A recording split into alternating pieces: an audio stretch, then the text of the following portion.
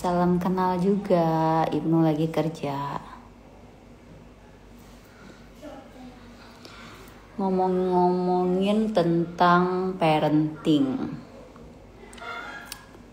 Menurut ibu-ibu semua, kan semua orang tua tuh punya parenting versi yang terbaiknya masing-masing ya kan? Ada nggak sih di sini yang punya anak yang umurnya jauh banget? Mau tahu deh gimana sih caranya ngadepin kalau anak itu nggak bisa dikasih tahu? Kitanya mesti ngapain gitu loh? Yaya mana? Yaya ada di sana.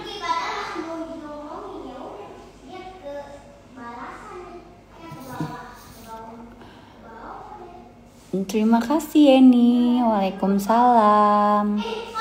Didi ada. Ayo ngobrolin yuk. Aku pengen tahu deh gimana sih caranya ngadepin anak umur udah teenager gitu. Hai Mbak Sheila. Wah, Balikpapan ikut hadir.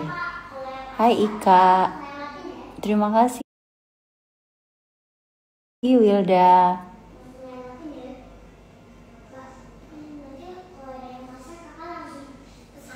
Udah gak sama Asanti.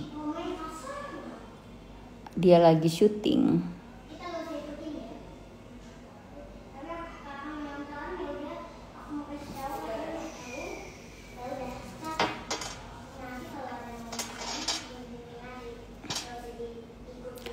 Anak saya nomor 1 dan adik yang nomor 4 beda umur 14 tahun. Kasih tahu adiknya dengan bicara baik-baik.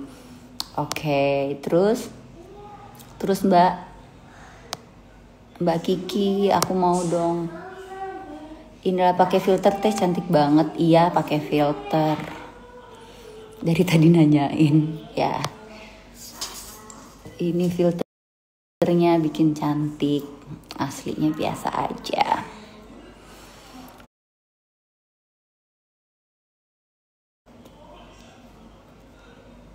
Terima kasih Mbak Linda. Lagi ngobrol, habis ngobrol sama Elit, sama Yaya.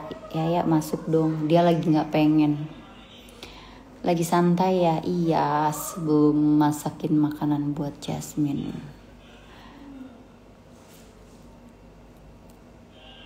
Pahami cara pola pikir, kata Mbak Rista. Iya, terus Mbak? Terima kasih.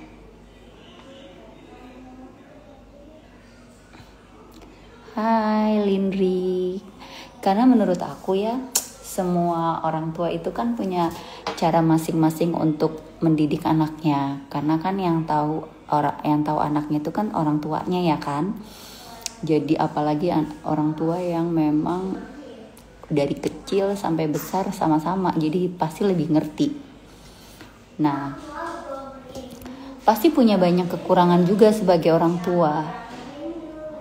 Ya gak sih, punya kekurangan karena segala sesuatunya gak perfect. Tapi ada yang bilang gini, setuju gak? Katanya gini, anak-anak itu akan melihat apa yang dilakukan orang tuanya. Atau cerminan, anak-anak adalah cerminan orang tua. Ada yang bilang seperti itu. Sebagaimana semaksimal mungkin, bagaimana kita semaksimal mungkin menjadi orang tua atau orang tua yang terbaik versi kita untuk ngurusin anak kita. Orang kalau ngelihat doang, ngelihat aja gitu. Salah kakak, Erlove. Ya, kenapa? Kenapa Erlove? Ada yang setuju. Ada yang setuju. Iya, kadang saya juga punya ngadepin anak emosi, katanya Kak Iski. Ki Iski, setuju banget. Kenapa setujunya Mbak Linda? Bunda Asanti lagi syuting. Orang tua itu sebagai role model. Iya betul. Tapi namanya orang tua itu mempunyai segala sesuatu kekurangan. Hai Diego yang habis liburan. Setuju karena ngerasain ngerasain banget ya. Oke, orang tua sebagai role model. Oke. Beliin cake. Jangan emosi Mama Rinin, ambil hikmahnya. Ya pastinya. Kadang tapi emosi juga, namanya juga manusia. Aku single mom, aku menikah di umur 14 tahun. Waktu umur 15 tahun aku sudah melahirkan anak pertama, dan sekarang anak aku sudah kelas 1 SD dan umur aku masih 21 tahun. Aku sering emosional. Kalau emosi itu sebenarnya memang wajar sih, namanya juga kita manusia, apalagi kalau masih muda. Jadi bener-bener harus bisa tahan-tahan banget ya emosi kita. Kalau lagi marah, kalau bisa dikurangin di depan anak. Pertama, mengedukasi terlebih dahulu perbuatan yang baik seperti apa. Yang kedua, evaluasi. Yang ketiga, kalau masih melakukan yang gak baik, kasih konsekuensi. Oh ya, itu kalau anaknya melakukan kesalahan. Terima kasih atas masukannya. Bisa ngadapin anak, ponakan dan sebagainya, kudu banyak sabar dan trik harus selalu ada. Kalau emosi itu biasa, namanya juga manusia. Bener banget, emosi itu wajar. Biasanya orang-orang itu cuman bisa menilai atau melihat orang tua lain gitu, dan bisa menghakimi kalau mereka itu salah. Padahal orang tua itu menurutku punya cara masing-masing untuk mendidik anaknya, iya gak sih? Punya cara yang terbaik mendidik anaknya dengan segala kekurangan. Betul sekali Atta Sinaga, hidup tidak segampang skrip. Gotcha. Aku setuju itu. Kenapa? Aku pernah jadi single mom lama. Aku pernah menikah terus ditinggal, suamiku meninggal, terus akhirnya aku sendiri lagi, aku menikah lagi. Jadi fase-fase hidup itu banyak banget gitu loh. Dan dimana kita juga punya kekurangan. Semoga Kak tetap langgeng dengan yang sekarang. Amin. Kalau emosi minum kopi lain hati aja. Wow, aku sih betul banget Kak Ririn. Iya bener banget, aku setuju itu Atta. Karena nggak segala kehidupan itu tidak seperti yang kita inginkan. Segala sesuatu yang berjalan itu banyak banget yang tidak sesuai dengan yang kita harapkan. Selain itu kita juga bisa menunjukkan kelemahan kita, karena kita memberikan pengertian bahwasanya gak ada manusia yang sempurna. Cuman nanti bilang kalau kita sama-sama mengingatkan, tapi secara bahasanya anak-anak. Betul banget. Terima kasih Sevilla. Kata Mbak Ina, kita jadi orang tua jangan pernah malu untuk minta maaf. Itu iya, minta maaf, minta tolong, terus terima kasih, itu penting. Karena orang tua gak selamanya benar, anak pun gak selamanya salah, tergantung situasinya. Pendapat aku, emosi wajar, hanya berusaha mengontrol dan emosi, hindari kata-kata kasar agar tidak menjadi contoh untuk anak. Yes, betul. Wah, seneng banget di sini banyak yang ngomongin tentang parenting. Untuk tegas kepada anak itu baik, supaya anak patuh pada orang tua melawan, dan setelah ditegasin harus dijelaskan apa salah anak dan diluruskan pola pikirnya. Betul, karena gak selamanya orang tua juga benar. Pas aku remaja pengen banget deket sama mamaku sebenarnya, tapi mungkin cara mama dulu salah, jadinya malah menjauh akunya. Oke. Nah itu cuman beda lagi ya, cara orang tua menyayangi anaknya kan beda-beda. Mungkin mereka punya tanggung jawab yang lebih besar gitu terhadap keluarga, jadi mungkin waktunya lebih sedikit untuk ngurusin anak. Ya gak sih? Cynthia, iya, mendidik anak itu harus kreatif. Iya, karena beda orang tua beda caranya ya. Beda orang tua beda caranya untuk mendidik keluarganya, mendidik anaknya, punya caranya masing-masing gitu loh. Dan anak itu kan beda-beda juga, walaupun dilahirkan dengan ibu yang sama, sifat, karakter itu kan beda ya. Nggak ada yang sempurna, kalau cari yang sempurna beli di warung. Ini lagi ngomongin parenting. Anak saya baru diberikan hak termasuk pada saat dia mengeluarkan pendapat. Betul. Tidak, kita juga harus menjadi orang tua yang pendengar yang baik ya. Aku banyak banget melakukan kesalahan. Banyak hal-hal yang pernah aku lakukan salah, dan aku nggak pernah gengsi untuk minta maaf terhadap anakku, apalagi Jasmine yang sudah besar, yang udah mengerti gitu loh. Karena hidup itu seperti cerita. Selanjutnya gimana kita membuat cerita itu menjadi menarik dan menjadi baik. Rianto. Oke, bagus. Gimana caranya menghadapi pasangan yang suka marah-marah? Nah, kalau itu Kalau ini aku lagi ngomongin tentang parenting, aku bukan ngomongin masalah pasangan ya. Amin ya Allah Mbak Wanti, terima kasih. Kak, aku korban kekerasan dari orang tua karena ulahku. Nah, Naila, kalau udah ulahnya sendiri, kita harus sadar orang tua itu kan ingin yang terbaik buat anaknya. Jadi kalau dia sampai marah, itu berarti dia tandanya sayang. Yang pasti jangan sering banding-bandingkan anak dengan orang lain. Emosi boleh dilihat pernah lewatin masa kecil nggak?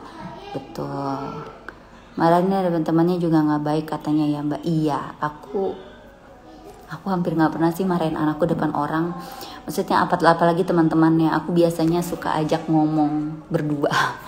Apalagi kalau yang udah besar pasti udah ngerti kan dia. Gimana dampingi anak yang mulai tumbuh remaja? Itu dia tuh. Ini yang sekarang aku lagi tanyain. Agak-agak susah-susah, gampang sih kalau aku bilang. Karena karakter anak itu udah mulai bisa mengatakan tidak dan sudah mulai bisa mengerti apa yang dia inginkan gitu loh. Jadi kita mesti ngerti banget cara ngomongnya baik-baik. Tapi ya gitu juga, kita harus nggak bisa juga selalu baik terus, tapi harus tegas juga, karena kalau salah ya harus mengakui apa yang dilakukan itu salah.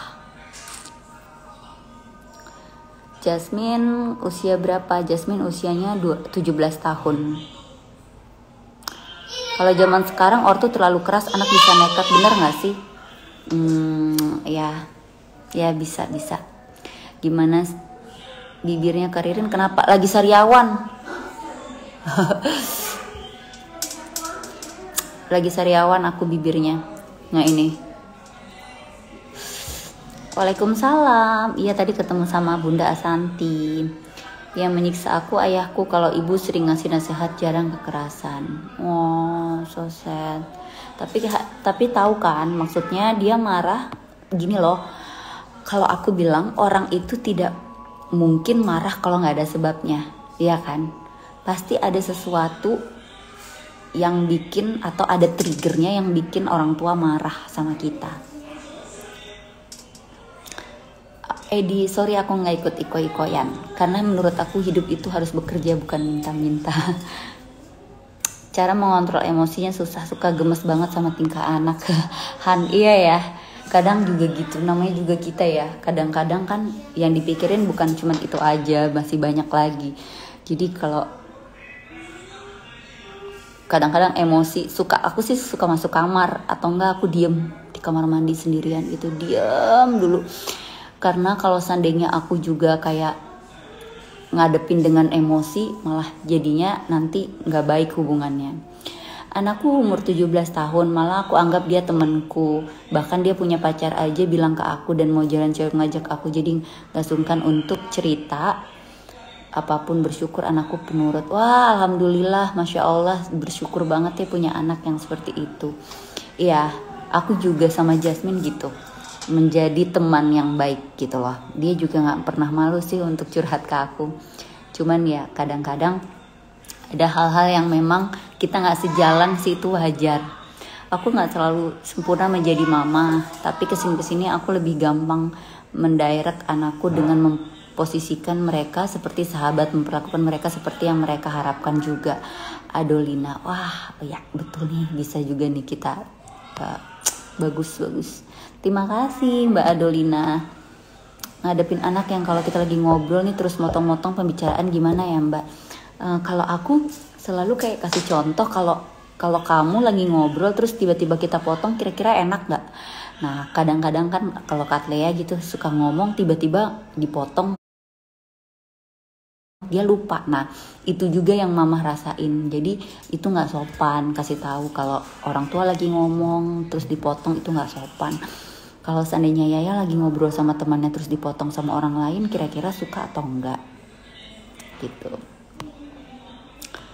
Namanya sama kayak anak aku, Yasmin. Iya, bukan Kak Niar Mayani. Aku nggak bilang aku nggak kasar loh di sini. Aku lebih respect sama orang yang bekerja untuk mendapatkan sesuatu, ngerti nggak sih Mbak?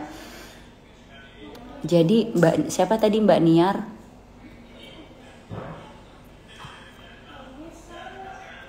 Niar Mayani itu nggak kasar, jadi sering banget beberapa, cuman kan orang punya caranya masing-masing gitu loh, punya caranya masing-masing untuk berbagi. Nah, banyak banget yang chat atau banyak banget yang nge-DM untuk iko-ikoyan terus minta ini entah itu atau apa. Bukan cuman aku yang ngomong seperti ini, tapi menurut aku punya cara sendiri, bukan kasar. Kalau Mbak bilang itu kasar silahkan. Tapi kalau aku lebih baik mendapatkan sesuatu itu dari bekerja gitu loh. Dan aku berbaginya bukan dengan cara seperti itu ya. Jadi aku lebih baik mementingkan orang-orang yang bekerja, orang yang paling deket, yang paling deket sama aku, orang yang kerja di rumah, tetangga atau siapapun yang deket gitu loh. Jadi sesuai ajaran agama aja Mbak Rin, insya Allah berkah untuk anak dan keluarga kelak. Iya betul banget. Terima kasih masukannya. Hidup itu sederhana, yang bikin ribet itu omongan orang, bikin nyesek sumpah. Iya betul banget, karena orang itu cuman bisa melihat terus punya pemikiran sendiri, tapi dia nggak tahu apa yang kita jalani.